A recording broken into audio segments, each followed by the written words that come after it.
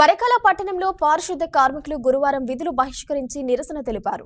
పారిశుద్ధ కార్మికురాలపై అకారణంగా దాడి చేసినందుకు నిరసనగా గురువారం మున్సిపాలిటీ సిబ్బంది విధులను బహిష్కరించి నిరసన తెలిపారు.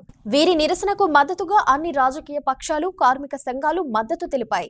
ఈ కార్యక్రమంలో సిఐటియు, బీఆర్ఎస్, కాంగ్రెస్, బీజేపీ పార్టీల నాయకులు, కార్యకర్తలు పాల్గొన్నారు. పరకాల పురపాలక సంఘ సంస్థలో పనిచేస్తున్నటువంటి కమలపై మరి రోడ్లు ప్రభుత్వ విధులు నిర్వహిస్తూ రోడ్లు సాఫ్ చేస్తున్నటువంటి కమల మీద పల్లెపోయిన శశిరేఖ అక్క చెల్లెళ్ళు దారుణంగా కేవలం మంచినీళ్ళు అడిగినందుకు, దాహం వేసి మంచినీళ్ళు అడిగినందుకు దారుణంగా మరి ఆమెకి గేటు కేసి గుద్ది కొట్టడం అనేటువంటిది జరిగింది.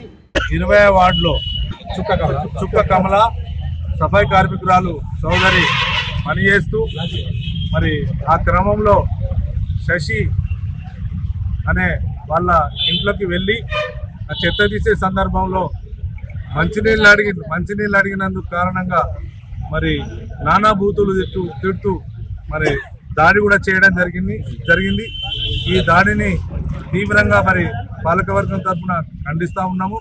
మరి ఎటువంటి పునరావృతం కాకుండా మరి పోలీస్ స్టేషన్లో ఫిర్యాదు కూడా ఎఫ్ఐఆర్ కూడా అయింది. 11:30-12 గంటల ప్రాంతంలో ఏసీపీ గారు కూడా వచ్చి మరి దళితురాలపై దాడి చేసినందుకు అట్రాసిటీ యాక్ట్ ఉంది కాబట్టి దాన్ని ఎంక్వైరీ చేస్తున్నారు.